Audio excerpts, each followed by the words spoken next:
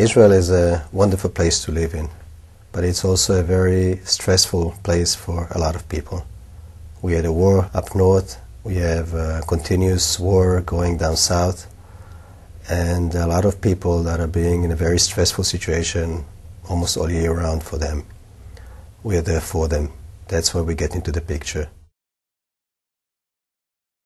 I think what I like about Eran is the unique idea that anybody can call anonymously for any reason of emotional distress, and somebody on the other side of the line would listen to you, not criticize you, contain your feelings, and actually work out with you a way of reaching into your inner forces, where you will be able to overcome the situation that you're now at.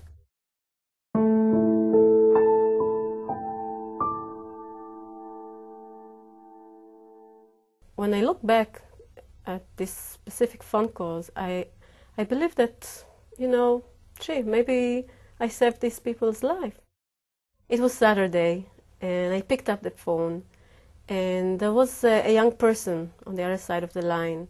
He was a young father of 2 little babies, and he was so frustrated. He told me that he's afraid that he's going to do something really bad. And I got worried. I said, well, what do you mean by that? He said, well, you can't even imagine how furious I am with my wife. She wouldn't let me touch the babies as if I'm contaminated or something. She doesn't trust me. And, I'm a lawyer and people trust me. And at home, I'm like nothing. She is all over the place. She's yelling at me. She's throwing things at me. And I am going to do something. This morning, I was going to throw something back on here and on the babies. And I thought to myself, gee, I'm going to end up in jail. I'm going to do something that I'm going to regret for the rest of my life. It took some time before he calmed down, and a lot of listening and encouragement and understanding. And then slowly I could feel how he's more and more relaxed. He's coming back to his own self. In the end of the conversation, he told me, you know what? I knew I had to speak to somebody, but I didn't have a clue how helpful he can be. And I'm feeling so much better now. And it's like recharging my batteries, and I can go on from now again.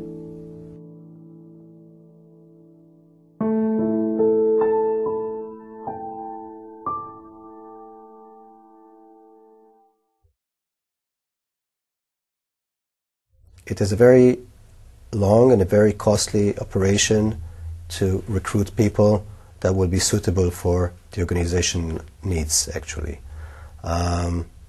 We have to look for a lot of people. We have to really screen the people in a way that we have volunteers that will be able to go through a very thorough, methodical course led by professional psychologists, and that at the end they will be able to sit on the line, and that we will be absolutely sure that these people can handle by themselves a call, also in a case of emergency call, and also be able to help people overcome a crisis that they are now at.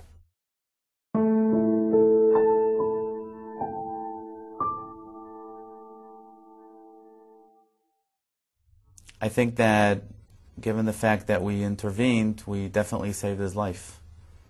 I was doing my night shift when the phone rang. I picked it up, and on the other side was a young voice. Hello. Crying. Shalom, ani Eran. Didn't say anything, but just went on crying and crying. He said, I'm a soldier, and I have to go home. He said that his father had called him, and his father cried on the phone, asking him to come and help him on the farm. And they're in economic difficulties. He was in so much frustration. I could really feel it on the line. First of all, he cried out loud for a while, and second, I could see that he feels like he has to solve this thing right now, and he can't, because he has to do his army shift and has to stay on guard and wants to fill out his responsibility for the army. And on the other hand, he has his obligations for his family, and his father apparently put the responsibility to finding a solution on his shoulders. I was very worried. The caller was a soldier, and soldiers carry weapons, and it's very dangerous when someone is in terrible distress and has a weapon nearby. I asked him where he is. He told me he's on his base. He doesn't want to talk to his commanders. He just wants to finish the whole thing and solve it on his own. I said, "What do you mean?" He said, "Maybe I'll just stick a bullet in my head."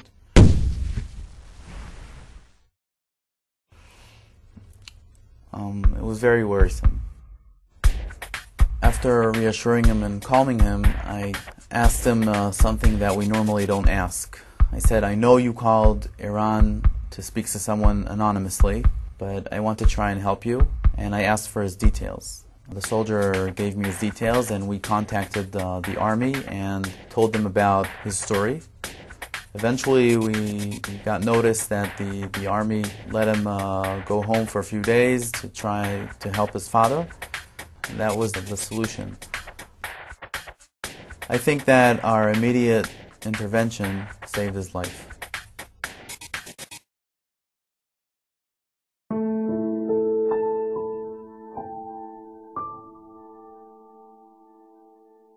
Volunteers are really the essence of the organization. We have wonderful people that we have recruited throughout the years. Young people from the age of 23, people in their 40s and 50s who feel that they're in a situation where they want to contribute something to the Israeli society. And also people who are in their pension already, who have retirement. We always need more volunteers. It's something that takes a lot of resources from the organization to look for volunteers, and from these people who really want to volunteer, to pick up the people who we think are most suitable for our organization.